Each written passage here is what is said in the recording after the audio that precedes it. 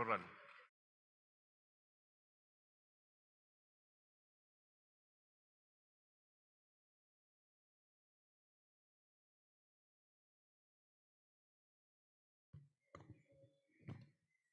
Gracias, señor presidente, colegas asambleístas y a todos los ecuatorianos que nos siguen por los diferentes medios de comunicación y redes sociales. El sistema de gobierno más perfecto es aquel que produce mayor suma de felicidad posible, mayor suma de seguridad social y mayor suma de estabilidad política. Es una frase pronunciada por Simón Bolívar en el Congreso de Angostura y que hoy cobra más sentido que nunca. Pues en estos momentos cabe plantearnos tales preguntas, y es que si los ecuatorianos estamos contentos, estamos felices, tenemos seguridad, tenemos estabilidad social, económica y política. Las respuestas las conocemos todos, especialmente quienes sí recorremos el territorio y conversamos con nuestra gente. Acabamos de escuchar aquí a mujeres, escuchamos a la academia, a gobiernos amazónicos, y lo que escuchamos es preocupación y descontento por la falta de equidad, por la falta de sentido común en la asignación de los recursos. Me hago eco de las palabras del rector de la universidad donde tuve la oportunidad de hacer mi tercer y cuarto nivel, la Universidad Pública Laica Eloy Alfaro de Manabí. Aquí estuvo su rector, el doctor Marcos Zambrano, rector de una universidad que acoge a más de 20.000 estudiantes provenientes de todos los cantones de Manabí, de las zonas rurales, inclusive de otras provincias. ¿Y qué era lo que él solicitaba? Lo único que solicita es equidad, equidad en la asignación de los recursos. No es posible que en la CENESID se manipulen los pesos que se le dan a los criterios que componen el FOPEDEUPO, o que una procuraduría resuelva temas para la generalidad sin tener en cuenta el perjuicio que se causa a una u otra universidad. Hace pocos días analizábamos aquí la ejecución del presupuesto general del Estado, correspondiente al primer semestre de este año, y claramente pudimos darnos cuenta que pese a que el gobierno ecuatoriano percibió más ingresos gracias a un aumento en la recaudación de impuestos y al alto precio del barril del petróleo, los niveles de ejecución en la mayoría de ministerios son muy bajos. A claras luces, este gobierno se ha olvidado que la Constitución de la República establece en su artículo 292 que el fin último de la administración pública es garantizar el bien público. En vivienda, por ejemplo, encontramos situaciones en que el Ministerio de Desarrollo Urbano y Vivienda tenía una ejecución menor al 10%. 7.8 en un país donde el déficit de vivienda asciende a 2.7 millones de viviendas, especialmente en Guayas, en mi provincia Manabí, en Los Ríos. Solo estas tres provincias juntas concentran el 42% de este déficit. Y esta situación también se repite en la Proforma 2023. Al sectorial de vivienda se le reducen 12.8 millones de dólares, al pasar de 72.9 en 2022 a 60.1 en la Proforma del 2023. Seguiremos viendo familias que viven en situaciones irregulares y que construyen en zonas de riesgo. En salud, por ejemplo, y que tanto nos ha dado de qué hablar, nuevamente trae novedades. En la Proforma 2023, las matemáticas son simples y la Constitución es muy clara. Si el PIB para el ejercicio fiscal 2023 se ha estimado en 122.369.36 millones, al aplicar la fórmula de 0.05 que establece la Constitución, debe ser 611.87 millones. Pero resulta que únicamente se está incrementando en esta proforma 425 millones de dólares. ¿De dónde sale este cálculo? No están siendo transparentes y, lo que es peor, no están siendo consecuentes con la realidad que vive nuestro pueblo. Y aquí Quisiera mencionar cuán necesaria es la ley para el incremento constitucional, esa iniciativa de nuestro compañero Pavel Muñoz, compañero de la Revolución Ciudadana, que vale recordar que el gobierno la quiso vetar. Tenemos, compañeros, que exigir que se cumpla con esta ley, que se inaugure la transparencia y la sensibilidad de este gobierno. Esta ley que nos va a llevar a transparentar los recursos, al menos para salud y para educación. En transporte y obras públicas, me llamó la atención que en un semestre apenas se utilizó el 28% del presupuesto. Y ahora en la Proforma 2023 llama aún más la atención que se le estén reduciendo 61 millones de dólares a este ministerio.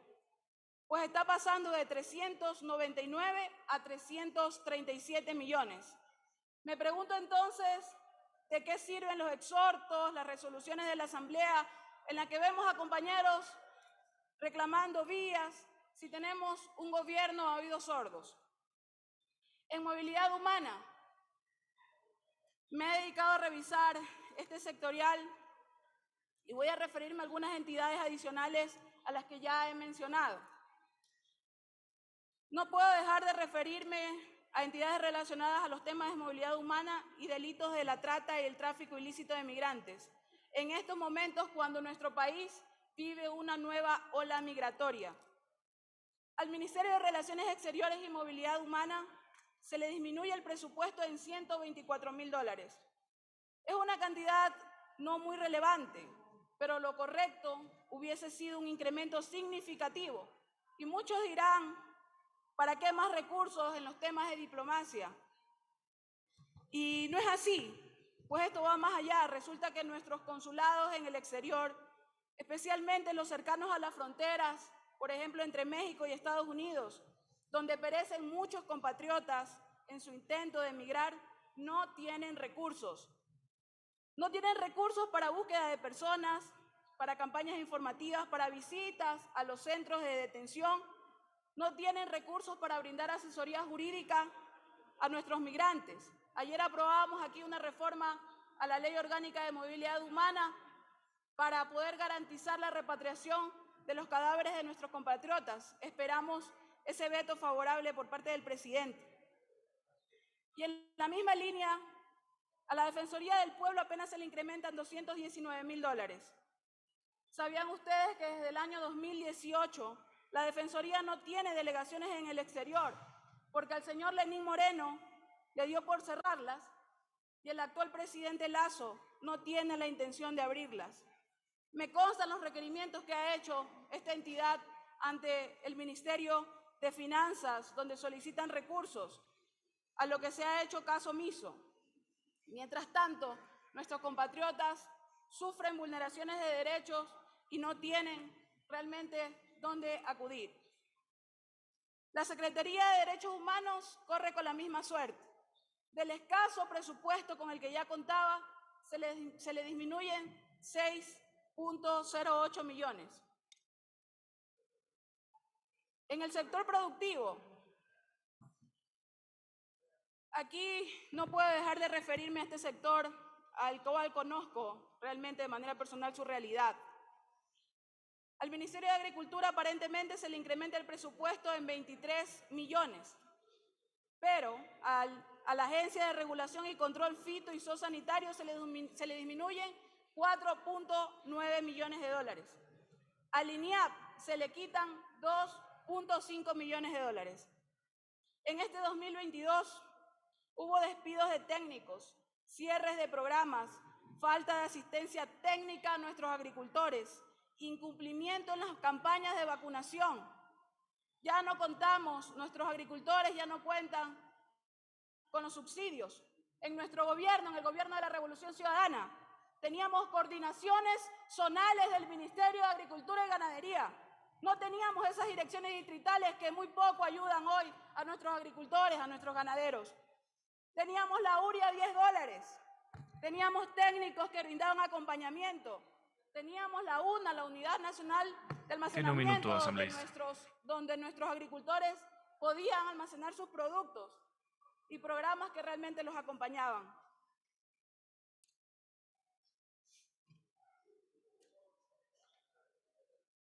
Volvemos a ver un presupuesto incipiente igual al inicial del 2022, con 1.871.68 millones.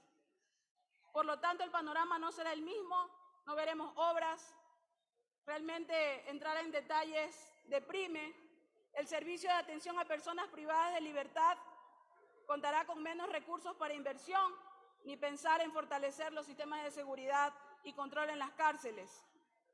Mi cantón Chones sufrió este fin de semana una situación lamentable. Mi solidaridad con los médicos, con todos los usuarios del sistema de salud pública que vieron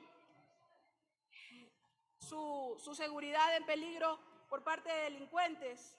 Agradezco a la Policía Nacional por la pronta atención. Sin embargo, vemos que este año vamos a tener una reducción en el presupuesto de la Policía Nacional de 5.95 millones de dólares. La falta de obra pública no solo deja sin servicios de calidad y acceso a derechos básicos a la población, sino que resta la posibilidad de generar empleo, de generar circulante, porque para nadie es desconocido que la obra pública dinamiza las economías locales. Es inconcebible ver una reducción de 398 millones con relación al codificado del 2022. Solo para concluir, quiero hacer un paréntesis, referirme a mi provincia, Manabí, que sigue esperando por las obras de reconstrucción.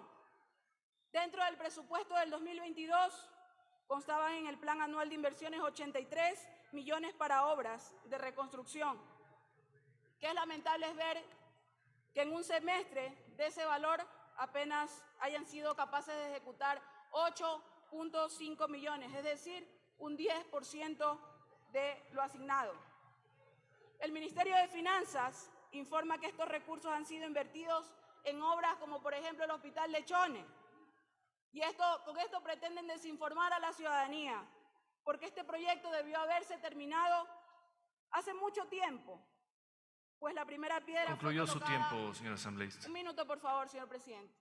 La primera piedra fue colocada en noviembre del 2016 y estos recursos fueron gestionados por el gobierno de la Revolución Ciudadana. Pero los manavitas no nos engañan. Sabemos que únicamente durante los 13 meses del gobierno del presidente Rafael Correa, después del terremoto, fue cuando verdaderamente se atendió a Manabí y Esmeraldas. Aquí aprobamos una ley de reactivación para Manabí y Esmeraldas y debería conformarse una unidad coordinadora que priorice estas obras. Los asambleístas de Manabí, de la Revolución Ciudadana, ya hemos solicitado información. Ojalá los otros asambleístas que son parte de la bancada de gobierno y que se toman fotos con el presidente y con los ministros, también les hagan llegar esa preocupación y trasladen las necesidades de Manabí a Carondelet.